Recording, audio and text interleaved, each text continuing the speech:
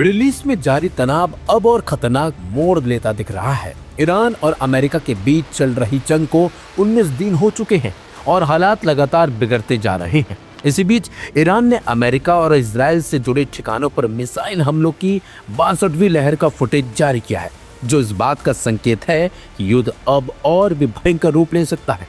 इसी तनावपूर्ण माहौल में तुर्की से एक बड़ी खबर सामने आई, जिसने रणनीतिक समीकरण बदल दिए हैं। अमेरिका ने तुर्की से अनुरोध किया था कि वे अपने फाइटर जेट और ईंधन बनने वाले विमानों को तुर्की की जमीन पर उतरने की अनुमति दे, लेकिन अंकारा ने इस पर कोई जवाब नहीं दिया। इसे वॉशिंगटन के लिए बड़ा झटका माना जा रहा है, क्योंकि तुर्की नाटो का सदस्य है। मिडिल ईस्ट इंस्टीट्यूट की तुर्की कार्यक्रम की निदेशक गोनुल टोल के मुताबिक युद्ध शुरू होने के बाद अमेरिकी अधिकारियों ने तुर्की से संपर्क किया था। डोनाल्ड ट्रंप प्रशासन ने सीधे तुर्की के राष्ट्रपति कार्यालय तक पहुंच बनाई, लेकिन अब तक कोई औपचारिक प्रतिक्रिया नहीं आई है। तुर्की की चुप्पी के पीछे उसकी रणनीतिक सोच मानी जा रही है। राष्ट्रपति रेसिप तैयब एर्दोआन पहले ही संसद में कह चुके हैं कि इस जंग को तुरंत रोका जाना चाहिए, वरना पूरा मिडिल ईस्ट आग की चपेट में आ सकता है। तुर्की खुद को संघर्ष से दूर रखते हुए मध्यस्थता की भूमिका निभाने की कोशिश कर रहा है। इसी कड़ी में तुर्की ने ओमान के साथ मिलकर ईरान को एक शांति प्रस्ताव भेजा, लेकिन इसे ईरान के सुप्रीम लीडर मुस्तफा खामेनेई ने खारिज कर दिया। इससे साफ है कि फिलहाल कूटनीतिक प्रयास सफल होते नहीं दिखाई दे रहे। अमेरिका के लिए तुर्की एक सुरक्षित ठिकाना इसलिए भी माना जा रहा है क्योंकि खाड़ी और इराक में उसके बेस लगातार ईरानी हमलों की जद में है। हाल ही में इराक में एक ईंधन विमान क्रैश होने से उसकी लॉजिस्टिक क्षमता पर भी असर पड़ा है। ऐसे में तुर्की की जमीन रणनीतिक रूप से बेहद अहम हो सकती थी। हालांकि तुर्की इस जोखिम को समझ रहा है। वह जानता है कि अगर उसने अमेरिका का साथ दिया तो वह सीधे सीधे ईरान के निशाने पर आ सकता है। हालांकि नाटो सदस्य होने की वजह से उस पर बड़े पैमाने पर हमला करना ईरान के लिए भी जोखिम भरा होगा, क्योंकि यह नाटो के अनुच्छेद 5 को सक्रिय कर सकता है। फिलहाल तुर्की सिर्फ अपने एयर डिफेंस सिस्टम को मजबूत कर रहा है और खुद को सीधे युद्ध में उलझने से बचा भी रहा है। कुल मिलाकर मिडिल ईस्ट में हालात तेजी से विस्फोटक बनते जा रहे हैं और तुर्की की भूमिका आने वाले दिनों में इस संघर्ष की दिशा तय करने में अहम साबित भी हो सकती है।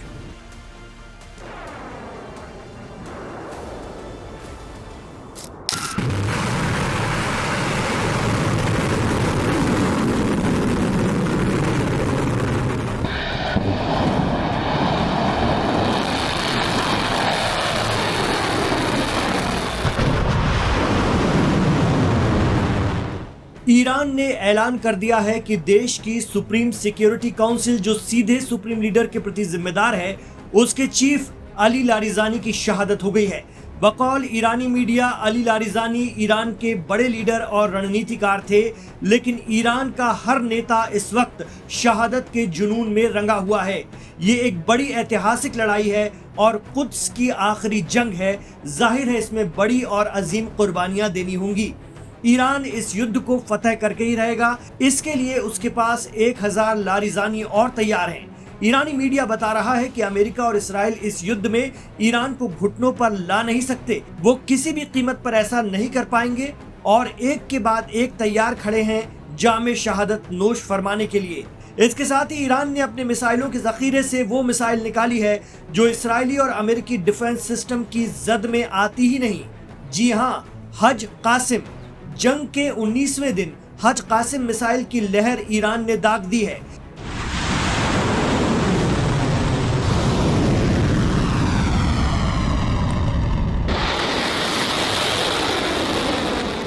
ये पहली बार है जब ईरान ने हज कासिम निकाली है। IRGC ने हमले का वीडियो जारी करके इस बात की तस्दीक की है कि हज कासिम मिसाइल लंबी दूरी तक एकदम सही निशाना लगा सकती है। 5 4 3 2 1 अल्लाहु अकबर।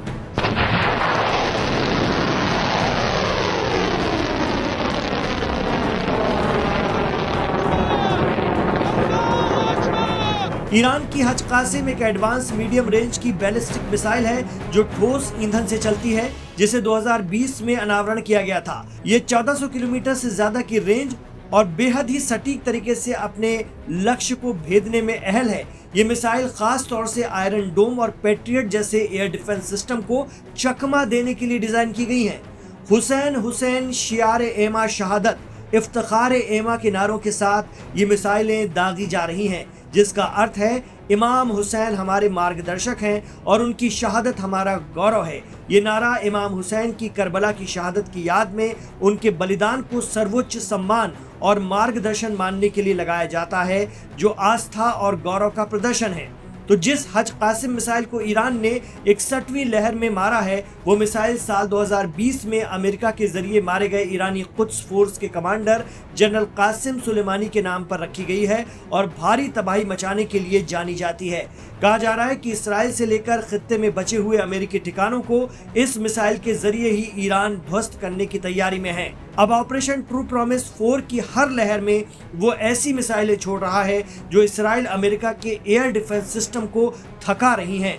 ईरान के रेवोल्यूशनरी गार्ड्स के कमांडर इन चीफ के सलाहकार इब्राहिम जब्बारी के मुताबिक तेहरान के पास मिसाइलों की नई और एडवांस पीढ़ी मौजूद है, जिन्हें अभी तक युद्ध में इस्तेमाल नहीं किया गया था। जब्बारी ने यह भी दावा किया था कि ईरान लंबे समय तक युद्ध लड़ने की क्षमता रखता है। उनके मुताबिक इलाके में मौजूद अमेरिका के सैन्य ढांचों पर किए गए हमलों में लगभग 70% अमेरिकी ठिकानों और मुख्यालयों को नुकसान पहुंचाया जा चुका है।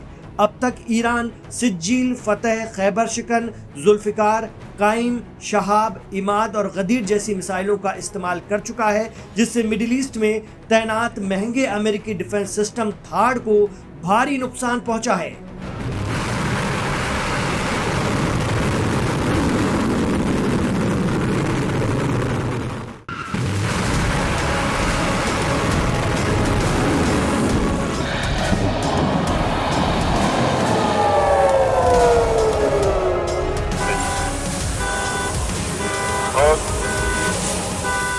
दुश्मन देशों को नहीं पता कि ईरान में रहने वाले हर एक शख्स शहादत के लिए हमेशा तैयार बैठा रहता है। लड़ते लड़ते शहीद होना सवाब का काम है। लगता है इजराइल और अमेरिका करबला का युद्ध भूल गए, इसीलिए सोचते हैं कि खामनेई के बाद अली लारीजानी की मौत पर ईरान सिर्फ मातम मनाएगा।